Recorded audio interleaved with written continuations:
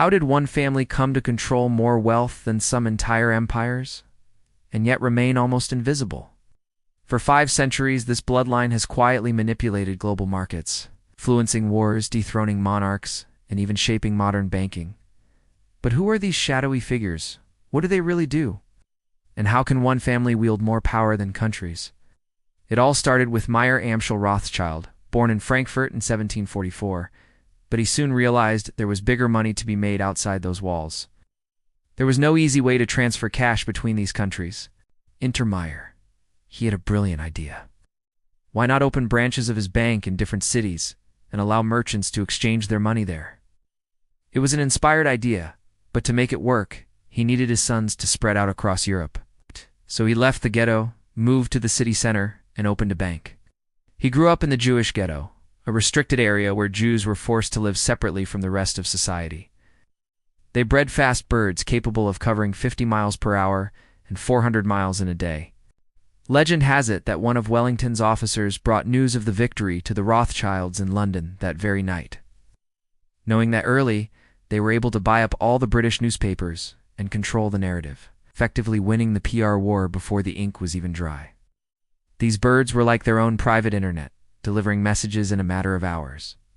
In fact, some say they profited so much from the fall of Napoleon that they literally bought the future King of England. Some estimates suggest that during their peak in the 19th century, the Rothschilds controlled roughly 2% of the total wealth in Europe, which adjusted for inflation is worth around $360 billion. And the Rothschilds were happy to use theirs to get cozy with heads of state. And when Louis Philippe came to power in 1830, he appointed James D. Rothschild to his Privy Council, one of the highest honors in France. But while they were masters of European politics, the Rothschilds weren't immune to controversy. In Britain, they helped elect Lord John Russell as Prime Minister in 1866, then supported Benjamin Disraeli in his successful bid for re-election in 1874. Of course, the birds couldn't carry large amounts of cash or documents. From that point on, they became even more tight-lipped about their business dealings and personal lives, fueling rumors and conspiracy theories that only added to their mystique. When police arrived to break up the crowd, a scuffle broke out, and an officer shot and killed a young woman named Caroline, and how much power they really wielded. But their greatest feat was perhaps their biggest mistake. Some even said that they financed Hitler's rise to power in exchange for permission to loot Europe's Jewish communities. None of these claims are true, but the secrecy didn't help. The Rothschilds family still owns vineyards across France and Italy, producing some of the most expensive wines in the world. Rioters stormed the mansion, setting it on fire and looting its interior. The Rothschilds may not rule the world like some conspiracy theorists claim, but their story reminds us that true power is often quietest when it speaks. Today, it's home to a luxury condo tower, condos that go for upwards of $10 million. Through the efforts of 5 generations, the Rothschilds built more than a financial dynasty. They built a legacy that continues to shape the world today. So for that, the Rothschilds developed their own secret codes and ciphers, hiding messages in plain sight, using invisible ink, and communicating about deals before anyone else knew they were happening. But this meant sharing some of their power with other shareholders, people who might not have the same interests or values. This wasn't just any ghetto. This was Frankfurt's most exclusive neighborhood, and young Meyer saw opportunity. This is the real story behind the wealthiest family you've probably never heard of. The Rothschilds weren't fans. They preferred things the way they were, with the old order of kings and queens and well-to-do aristocrats. So they used their vast wealth and influence to crush the revolutions, funding pro-monarchy candidates, buying off potential troublemakers, and even helping the Austrians put down a rebellion in Hungary. From humble beginnings in a tiny German ghetto to building an empire that spanned Europe, the story of the Rothschilds is one of genius, manipulation, and sheer luck. When he came of age, he married into a wealthy family and used their money to start trading in the ghetto. By now, trade between Germany, France, and England was booming. And while many were making money, something was missing. Meyer had 5 boys, so here's what he did. He sent them to London, Paris, Vienna, Naples, and Frankfurt, positioning them to form a financial spiderweb across Europe. Back then, traveling between cities took weeks, but communication was even slower.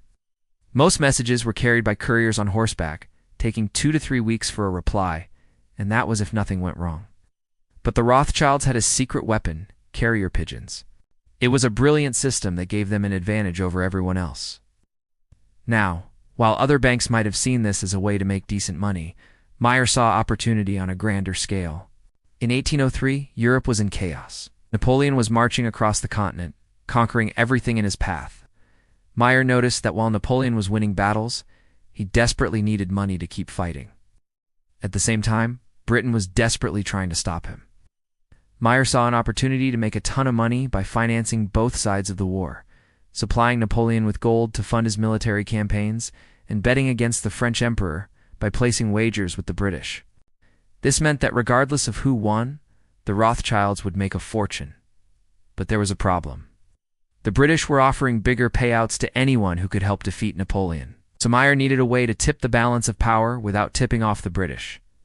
Enter the infamous Battle of Waterloo.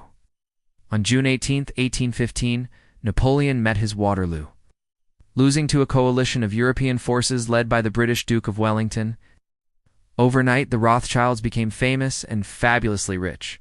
From there, the Rothschilds set their sights on the biggest prize of all, the throne of Europe itself. One by one, kings fell in love with Amstel's boys. They loaded them with money, allowing them to influence elections, fund infrastructure projects, and control economies across the continent.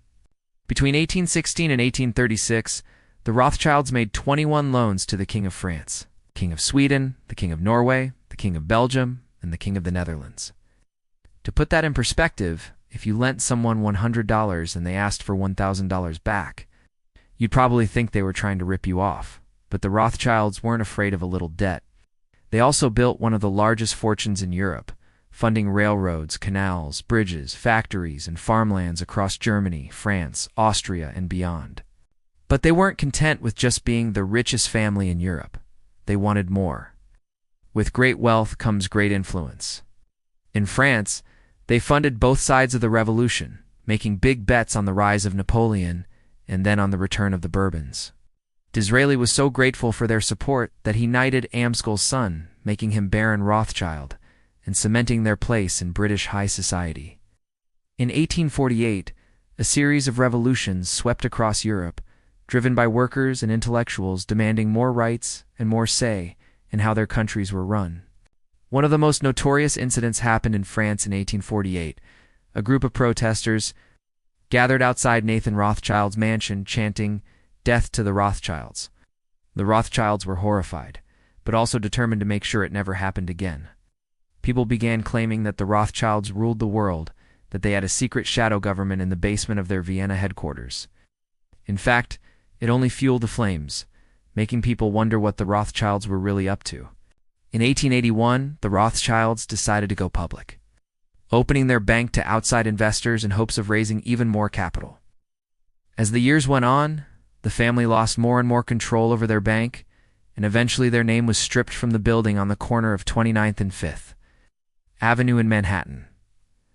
Still, the Rothschild name lives on. In fact, if you're a fan of fine wine, you might already be familiar with it. And while their private banking business might be out of the public eye, their wealth and influence still stretches far and wide. From funding infrastructure projects to helping preserve some of Europe's most important art and historical sites, their impact can be felt in unexpected places. So in a world of public billionaires and flashy fortunes, maybe the real power players are still the ones you've never heard of. If you enjoyed this video, please hit the like button, because it helps bring more history to more people.